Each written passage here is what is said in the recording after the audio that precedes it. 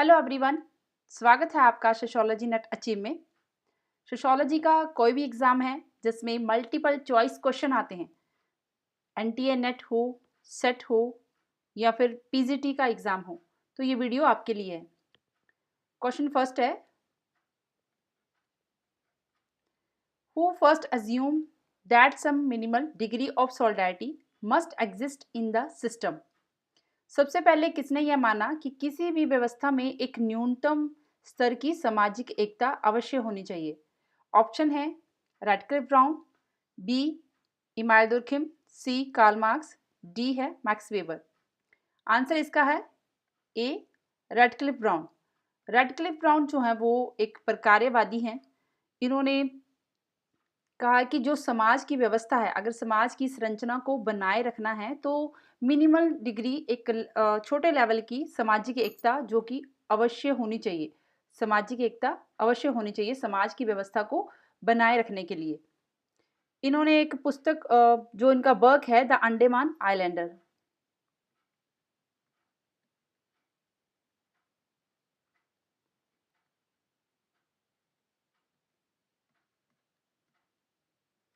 Pen नहीं चल रहा। द अंडमान आइलैंडर्स इनका वर्क है। और इसके साथ एक और बुक है structure and function in primitive society. Question number second है, who said that the new functionalism is not a developed theory but merely a tendency। किसने कहा कि नव प्रकार्यवादी सिद्धांत कोई विकसित सिद्धांत नहीं है बल्कि एक टेंडेंसी है, एक प्रवृत्ति है। ऑप्शन दिया है जी अलेक्जेंडर, बी एसएफ नाडिल, सी विल्फ्रेड प्रेटो, डी है पीटर वर्जर। आंसर इसका ए है अलेक्जेंडर, जेफरी अलेक्जेंडर, जो कि नव प्रकार्यवादी और जो वामपंथी मार्क्सवादी हैं उस सिद्धांत से वो निराश थे। और उन्होंने कहा कि जो नव प्रकार्यवादी सिद्धांत है वो केवल कोई विकसित सिद्धांत नहीं है बल्कि एक टेंडेंसी है।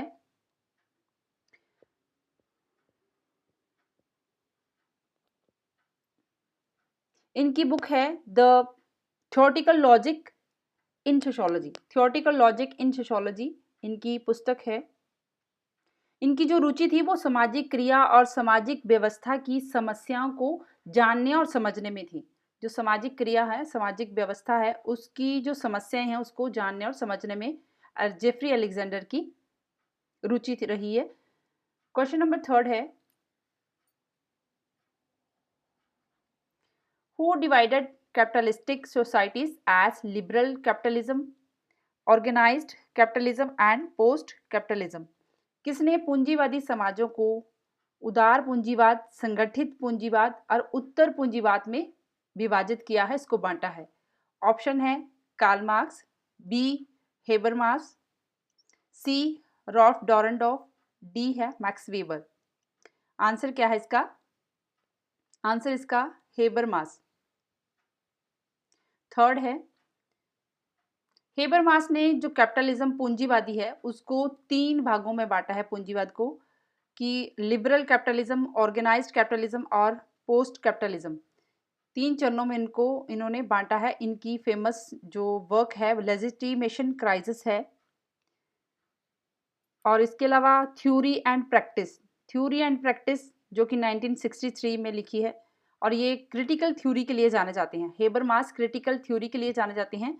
और पुस्तक लिख लें, जो इम्पोर्टेंट वर्क है वो लिखवा रही हूँ, थ्योरी एंड प्रैक्टिस 1963 में लिखी है।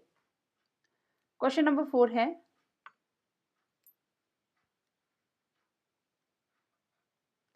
The conflict theory of Dahrendorf is based on. Dahrendorf का संघर्ष सिद्धांत किस पर आधारित है? ऑप्शन दिया है। ऑप्शन ए है रिलेशंस ऑफ कैपिटल, पूंजी के संबंध में है संघर्ष का सिद्धांत। बी रिलेशंस ऑफ अथॉरिटी, सत्ता के संबंध में। सी रिलेशंस ऑफ पावर, शक्ति के संबंध में। डी रिलेशंस ऑफ प्रॉपर्टी, संपत्ति के संबंध में। आंसर इसका है बी रिलेशंस ऑफ अथॉरिटी, सत्ता के संबंध में। जो रॉल्फ डॉरेंडॉर्फ है वो कहते हैं कि संघर्ष का जो सिद्धांत है वो केवल आर्थिक संबंधों पर आधारित नहीं है बल्कि जो सत्ता के साथ शक्ति है, सत्ता शक्ति के संबंधों पे आधारित भी संघर्ष होते हैं। इन्होंने जो उनका फेमस वर्क है class and class conflict in industrial society, इन्होंने कहा कि जो कि सत्ता के आधार पर संघर्ष की बात की है, तो वो जो कमांड करते हैं और जिनके जो इनका पालन करते हैं, ये उसके वर्ग बताए हैं। क्वेश्चन नंबर 5 है,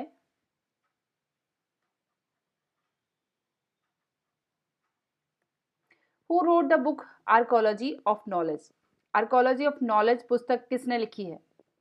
ऑप्शन दिया है, ऑप्शन ए है फुको, बी डेरिडा, सी बॉडिलार्ड, डी अल्थुजर। आंसर इसका ए है मिशेल फुको। मिशेल फुको ने आर्कोलॉजी ऑफ नॉलेज पुस्तक को लिखा है कि ये पुस्तक जो है वो ज्ञान की संरचना और उसके ऐतिहासिक विकास का विश्लेषण करती है। तो जो फुको हैं वो कहते हैं कि जो उत्तर आधुनिक समाज, जो पोस्ट मॉडर्न सोसाइटी है, पोस्ट मॉडर्निटी सोसाइटी में जिसके पास ज्ञान है, शक्ति है, वो जिसके पास ज्ञान है और शक्ति है, वही समाज की संरचना में अपना विशेष रोल लेता है कि ज्ञान की संरचना और उसका जो विकास है उसी पे डिपेंड है। ये एक दूसरे पर निर्भर होती है, ज्ञान और शक्ति एक दूसरे पर निर्भर हैं पोस्ट मॉडर्निटी सोसाइटी में। क्वेश्चन नंबर 6 है,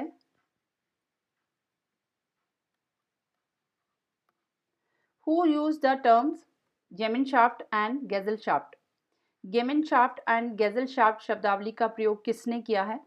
ऑप्शन दिए हैं, ऑप्शन ए है Max Weber, B P A Sorokin, C है Tonnies, D MacIver and Page. Answer इसका है टॉनिस, सी।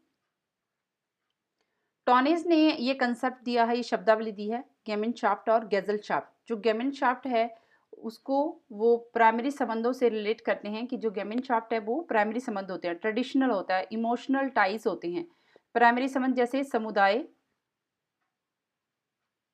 यहाँ पे लिखा नहीं जा रहा, समुदाय जो प्राइमरी गेमिनशाफ्ट है वो समुदाय से रिलेट है।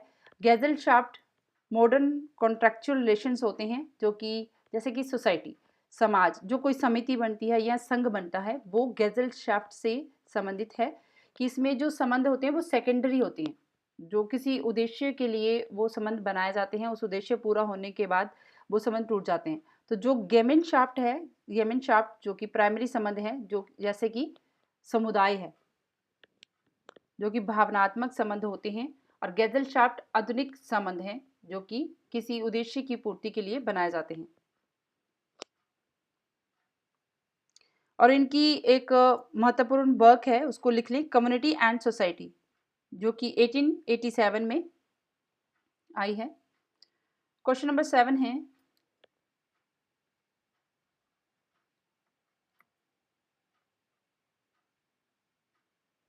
In which book Anthony Giddens has given the theory of structuration? Anthony Giddens ने संरचनाकरण का सिद्धांत किस पुस्तक में दिया है? एंथनी गिडेंस ने संरचनाकरण का सिद्धांत दिया है और वो किस पुस्तक में दिया है? ऑप्शन ए है the constitution of society, B concept of institution, C nation society and violence, D है profiles and criteria in social theory. Answer इसका ए है द कॉन्स्टिट्यूशन ऑफ सोसाइटी। इस पुस्तक में इन्होंने संरचनाकरण सिद्धांत का एक्सप्लेन किया है कि ये कहते हैं कि जो संरचना है, संरचना और क्रिया एक दूसरे को प्रभावित करती है।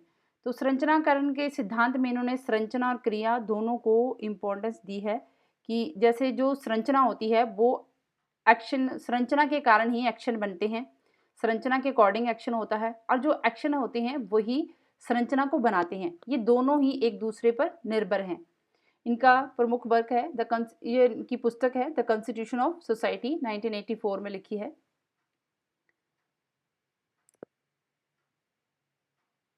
क्वेश्चन नंबर 8 है, what are the 4 functional imperatives for all action system of Parsons structural functionalism?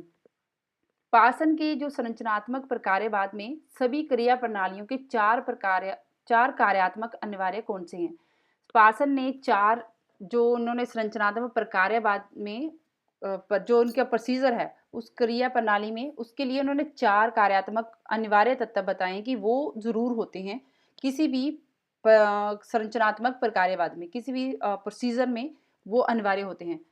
तो वो कौन से हैं? ऑप्शन ए है adaptation, goal attainment, environment and latency. यहाँ से ये देखो ऑप्शन यहीं से कट करना जब हम करते हैं तो ऐसे एनवायरनमेंट नहीं आएगा। तो adaptation, goal attainment, integration and social action, social action इनका नहीं है।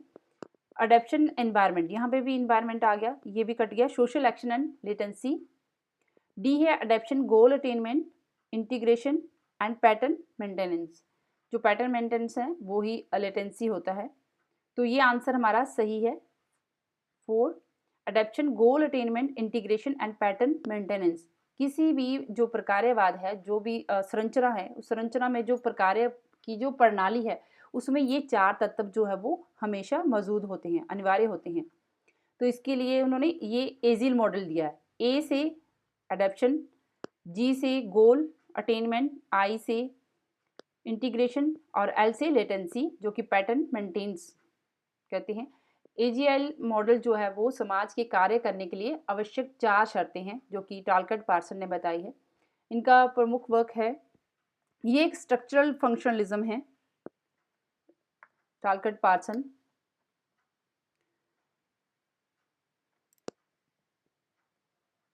क्वेश्चन नंबर 9 है phenomenology is a radical alternative of which reformative science. Phenomenology की सुधारवादी विज्ञान का एक उग्र विकल्प है। ऑप्शन ए है इवोल्यूशन, उद्विकासवाद, बी डिफ्यूजनिज्म, प्रसारवाद, सी एनिमिज्म, जीववाद, डी एथनोमेथोडोलॉजी, निर्जातीय विधि विज्ञान। तो आंसर इसका है डी। जो फिनोमेनोलॉजी है वो जो सुधारवादी विज्ञान का उग्र विकल्प है, किसका? एथनोमेथोडोलॉजी का, निर्जातीय विधि विज्ञान का। जो फिनोमेनोलॉजी होती है उसमें लोग ये देखा जाता है कि लोग किसी घटना को देखते हैं तो कैसे क्या अर्थ लगाते हैं और उसका उनका उससे संबंधित क्या एक्सपीरियंस है। तो और उसी वास्तविकता को समझने का ये आधार होती है, सामाजिक वास्तविकता को समझने का आधार होती है, जिससे निर्जातीय विधि विज्ञान का विकास हुआ है। तो निर्जातीय विधि विज्ञान में जो एथनोमेथोडोलॉजी है उसमें लोग की कैसे कॉमन सेंस का यूज़ करके डेली लाइफ में जो कॉमन सेंस जो व्यक्ति कार्य करते हैं तो डेली लाइफ में कैसे वो कॉमन सेंस का यूज़ करके उसको उस संरचना को वो बनाए रखते हैं, समाज की व्यवस्था को वो बनाए रखते हैं।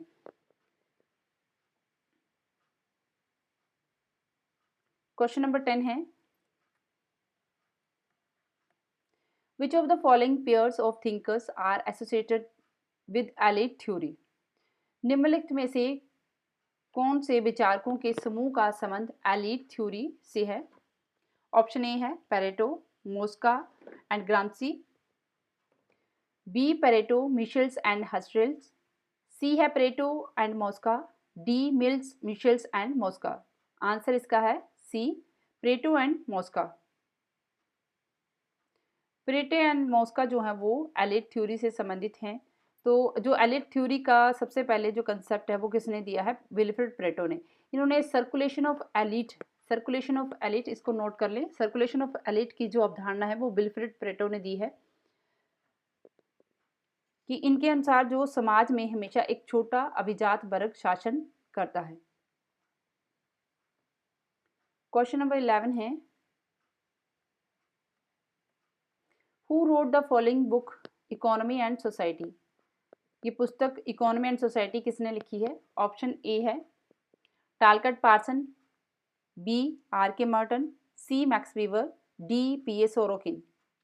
आंसर इसका सी है मैक्स वीवर। इन्होंने इकोनॉमी एंड सोसाइटी पुस्तक लिखी है जिसमें जो इनका मेजर वर्क है इसमें इन्होंने अथॉरिटी, ब्यूरोक्रेसी और सोशल एक्शन को डिफाइन किया है। ये इनकी समाजशास्त्र की जो जिसमें इन्होंने मेन काम किया है इकोनॉमी एंड सोसाइटी में, ये इनकी आधारशिला रखती है समाजशास्त्र में। क्वेश्चन नंबर 12 है who wrote the following book man of ideas. निम्नलिखित पुस्तक में मैन ऑफ आइडियाज किसने लिखी है? Are K Marton, Herbert Spencer, सी है टी.के. ओमान, डी है एल.ए. कोज़र। आंसर इसका एल.ए. कोज़र है। इन्होंने इस पुस्तक को लिखा है मैन ऑफ आइडियाज़। कोज़र ने जो संघर्ष का सिद्धांत दिया उसमें उन्होंने इसके संघर्ष के सकारात्मक पक्षों पे ध्यान दिया। इन्होंने कहा कि जो संघर्ष है वो केवल नकारात्मक पक्षों को ही उजागर नहीं करता बल्कि सकारात्मक पक्ष भी उसके होते हैं। उन्होंने सकारात्मक पक्षों को ही बताया है, पॉजिटिव फंक्शंस को बताया है संघर्ष के। क्वेश्चन नंबर 13 है,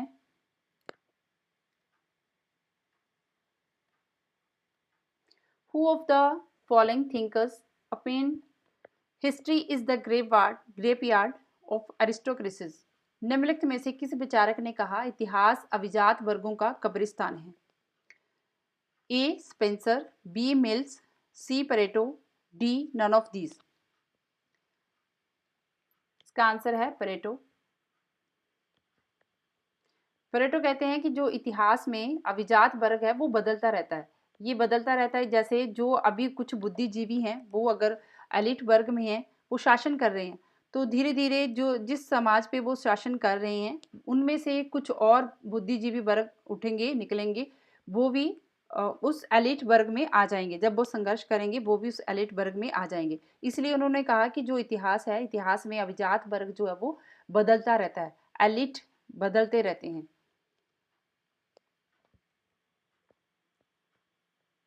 सो फ्रेंड्स, थैंक यू। और अगर इस ऐसे ही आपको और क्वेश्चन चाहिए, प्रैक्टिस चाहिए, तो मुझे कमेंट करके ज़रूर बताएं। Thank you.